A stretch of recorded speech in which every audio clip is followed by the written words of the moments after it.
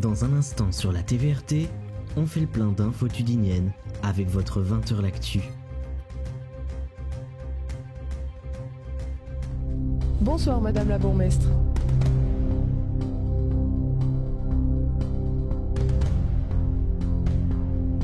Personnalité connue de Thouin.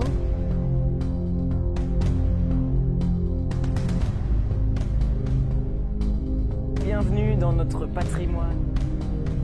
Bonsoir à tous, vous l'avez remarqué, voici les titres de l'actualité. Pas vraiment rien d'organisé. Donc confinement peut-être, et c'est la fin de cette édition spéciale.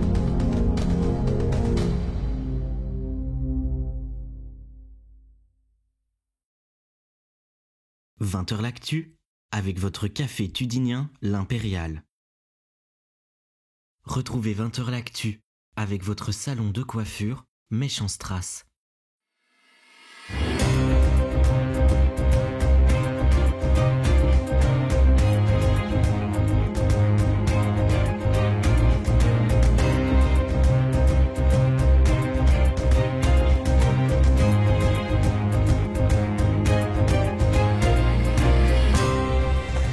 Bonsoir à tous, merci d'avoir choisi la TVRT pour vous informer. Voici les titres de l'actualité tudinienne. Nous nous rendrons au Gai Séjour pour faire le point sur la vaccination de la maison de repos. 96% des résidents auraient reçu la première dose du vaccin. Nous retrouverons Lucie Hainaut dans quelques instants qui nous donnera toutes les informations concernant ce sujet. Vous avez sans doute remarqué l'état extrêmement dégradé de la Grand Rue à la Ville Haute. Elle va être entièrement réhabilitée et de nouvelles infrastructures doivent voir le jour. Explication dans un instant avec Vincent Demars, l'échevin des travaux. Enfin, nous inaugurons ce soir une nouvelle rubrique, le magazine Découverte, qui vous emmènera lors de chaque 20h l'actu dans un lieu insolite et parfois même interdit au grand public. Lors de cette première découverte, nous partirons à l'escalade du clocher des webs qui nous promet de surprenantes surprises et anecdotes, vous le verrez. Bonsoir à tous, bienvenue dans cette nouvelle édition du 20h l'actu.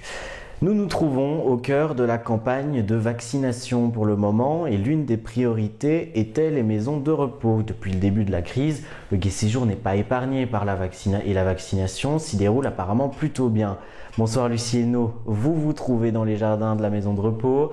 Déjà 96% des résidents du Gai Séjour auraient reçu leur première dose du vaccin contre le Covid-19.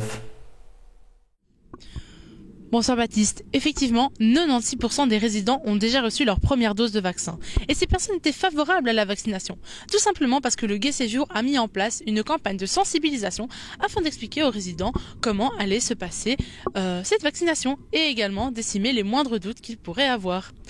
Je vous propose d'ailleurs de regarder le reportage que nous avons tourné ce matin avec Elina Petaccia. Direction le Gai Séjour. Les maisons de repos étaient en première ligne face à la vaccination, alors d'éventuels effets secondaires ou complications n'étaient pas écartés. Le directeur se veut rassurant. Par rapport aux effets secondaires auxquels on pouvait s'attendre, il n'y a rien eu de très important constaté chez les résidents. Parfois une petite réaction au niveau du bras où on a fait le vaccin, ce qui est tout à fait normal. Les membres du personnel qui ont été vaccinés ont connu le même type de problème.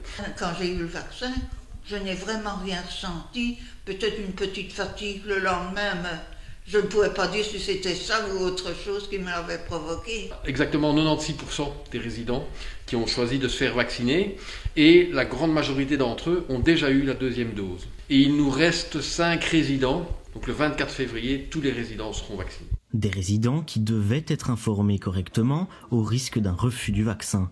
Étaient-ils favorables à la campagne ?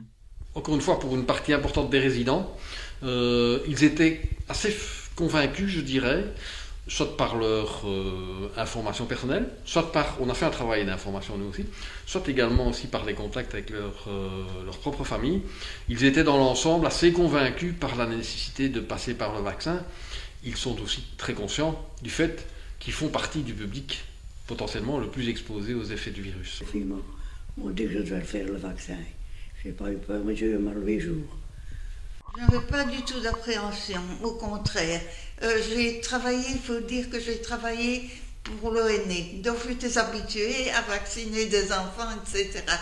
Et j'ai été très satisfaite quand on a dit on va vous vacciner. C'est vrai qu'on ne connaissait pas encore beaucoup cette maladie, on ne savait pas où ça allait nous mener, mais j'espérais quand même que ça nous protégerait, nous et notre entourage.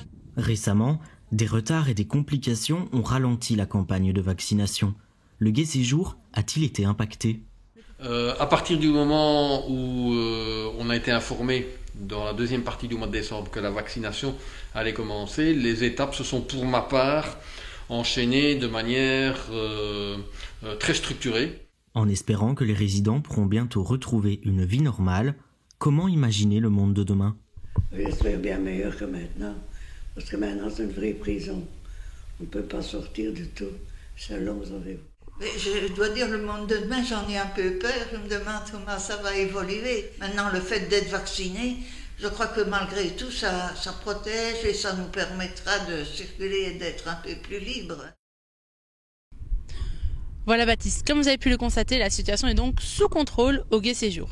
Et en parlant de contrôle, des assouplissements sont donc prévus d'ici peu au gai séjour. Les résidents vont bientôt pouvoir reprendre des activités de détente, mais étage par étage, tout comme le repas depuis cette deuxième vague de coronavirus.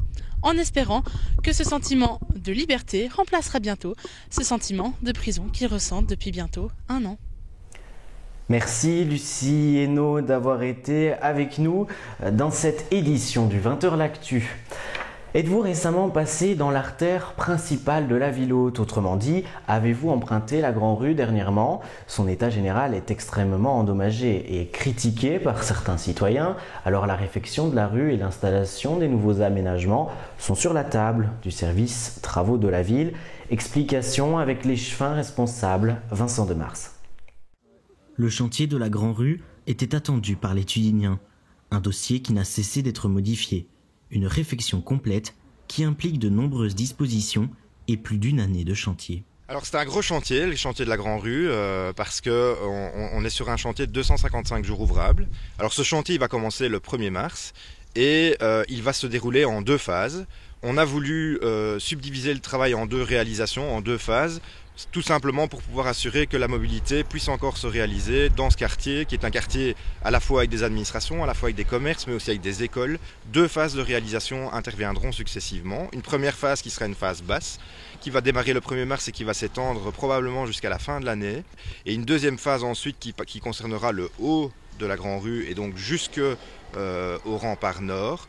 Et cette phase-là, elle démarrera normalement fin de l'année, début de l'année suivante et devrait se terminer, si tout va bien, si on n'a pas d'imprévu, d'intempéries, etc., pour les vacances 2022. Évidemment, un chantier tel que celui-là, ça pose des problèmes de mobilité, notamment pour ce qui est du parking, par exemple. Ça pose aussi des problèmes d'accessibilité aux maisons. Est-ce que ma maison sera toujours accessible pendant toute la durée des travaux? La réponse est oui, mais en tout cas c'est une question qui devait être des informations qui devaient être distillées auprès des riverains. Est-ce qu'on va encore ramasser mes déchets? La réponse est aussi oui. Un projet qui tend à aller plus loin qu'une simple rénovation de la chaussée. C'est un quartier entier qui va être dynamisé. C'est vraiment une réhabilitation de l'ensemble du quartier. C'est un dossier qui a fait beaucoup de chemin. On va transformer la Grand Rue en un semi-piétonnier qui sera sur un seul niveau. Et donc les trottoirs et la voirie seront sur le même niveau. Et la voirie sera organisée de telle manière qu'il puisse y avoir des zones de rencontre. Sur l'ensemble de la Grand Rue, on ne pourra plus circuler qu'à 20 km/h. Et donc l'idée, c'est vraiment d'avoir un quartier apaisé dans lequel on peut se promener, dans lequel on peut accéder au commerce, on peut accéder aux services de l'administration communale. Et donc l'idée est vraiment d'avoir un plaisir à parcourir les rues anciennes de la ville. On va renouveler un certain nombre d'aspects techniques de la voirie, c'est-à-dire les canalisations d'eau, c'est-à-dire les télécommunications, le réseau gaz, etc. On va organiser d'abord, on va installer du mobilier urbain, etc. On va installer des plantations et on va aussi renouveler l'ensemble de l'éclairage public et mettre en valeur les bâtiments historiques de la Grand Rue, comme la chapelle des Sœurs Grises, comme l'ancienne poste, comme l'administration communale. Dans le reste de l'actualité tudinienne, bilan positif pour le plan Imagine-toi. Sur 95 fiches, 58 sont terminées ou sont actuellement en cours.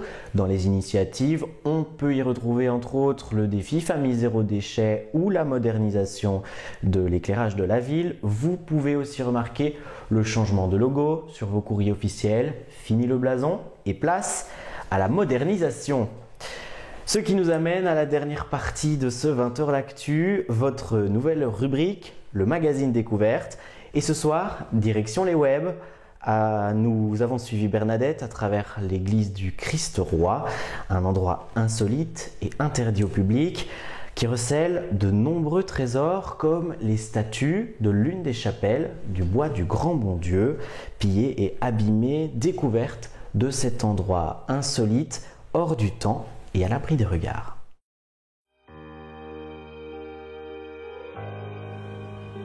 Perchée sur les hauteurs de la ville et opposée à l'éperon rocheux, l'église du Christ-Roi domine la vallée de la Sambre. Elle va nous révéler tous ses secrets. Voilà, nous allons rentrer dans l'église des Web. Suivez-nous. Notre guide du jour, c'est Bernadette, une des conservatrices de l'édifice. Elle s'en occupe depuis près de 30 ans. L'église a donc été construite en 1931. Le terrain a été donné par les coureurs. Les briques ont été extraites, les pierres ont été extraites de la carrière de derrière l'église. Et le bois a été en partie donné aussi par les scieries-coureurs qui habitaient à la rue du Nespéria. Nous avons refait le toit il y a 2 ans, les peintures ainsi que l'électricité parce que ça devenait un peu nécessaire. En semaine, elle est ouverte tous les jours et nous essayons qu'elle soit propre, agréable et toujours fleurie. Bernadette nous raconte l'histoire de cette église qui, au fil du temps, a traversé les âges. Ici, au-dessus du tabernacle, il y a le ciborium. Tout un temps, il a été retiré. La croix avait disparu, donc elle était refaite. Nous quittons la nef en direction du clocher, un endroit interdit au public et difficile d'accès.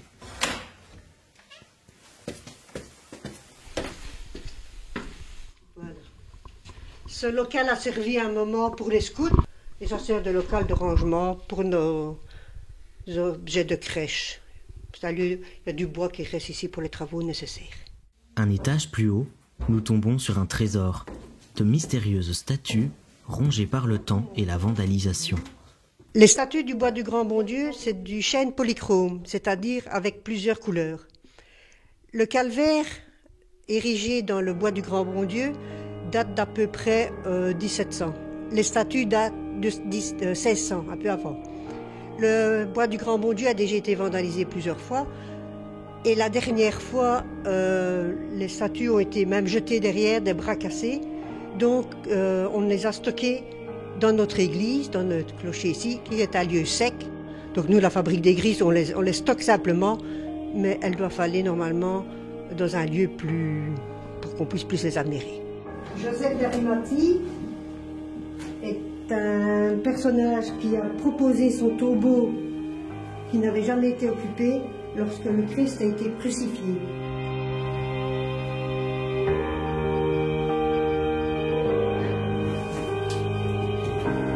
Dans la suite de notre ascension, les escaliers se transforment peu à peu en échelles, de plus en plus raides.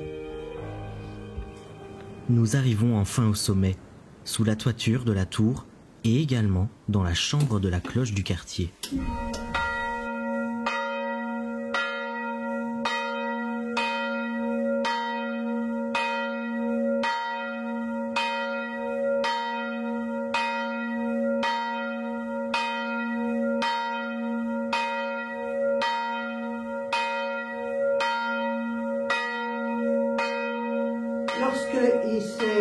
Les heures, c'est le marteau qui cogne.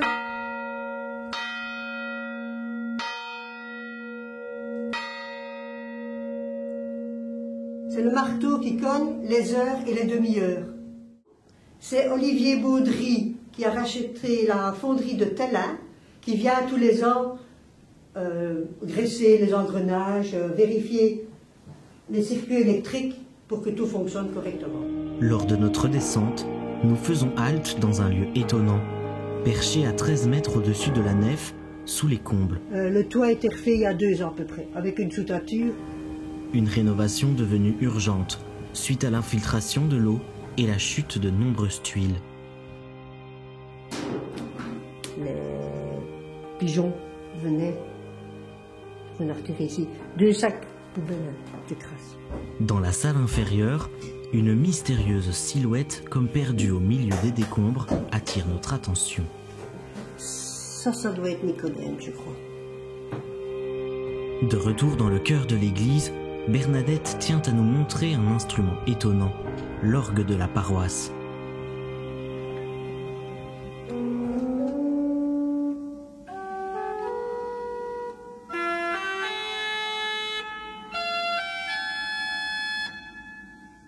L'orgue provient de la chapelle de Sœur Notre-Dame de la Ville Haute. Il était dans très mauvais état, des tuyaux avaient été volés. Jean-Louis Cuisner, notre ancien organiste, a tout démonté et est venu remettre ici. Les ateliers Thomas, qui créaient des orgues à Sarlespa, est venu remettre les notes au goût du jour.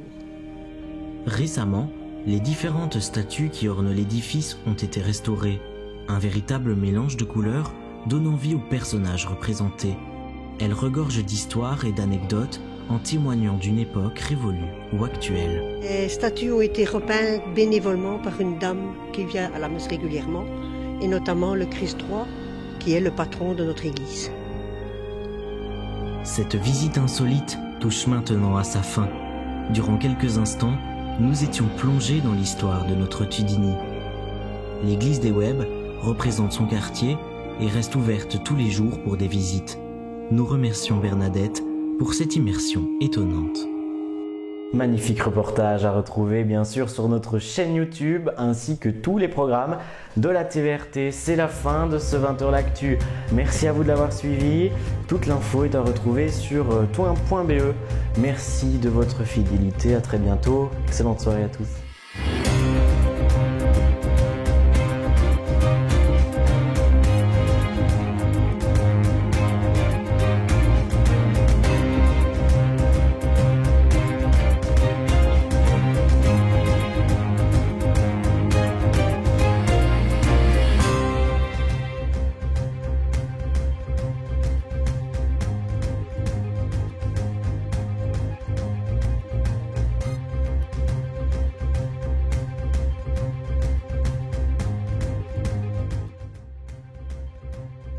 Vous regardiez 20h l'actu, une émission à voir ou à revoir en intégralité sur notre chaîne YouTube.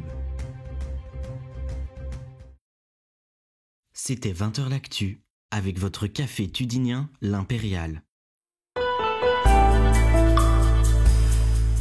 Depuis 2 ans, la TVRT vous accompagne dans votre vie tudinienne. Dans l'actualité, en partant à la rencontre des Tudiniens, des gérants de nos entreprises locales, des hommes et des femmes de terrain, dans les bons comme dans les mauvais moments, avec notamment la crise planétaire actuelle, en vous divertissant avec des candidats affrontant le chrono et leur culture tudinienne, en vous proposant le portrait d'une personnalité connue à Thoin, ou encore en allant au cœur de notre région, de notre terroir et de notre culture. La TVRT, c'est votre chaîne locale et tudinienne à voir sur tous vos écrans en 2021.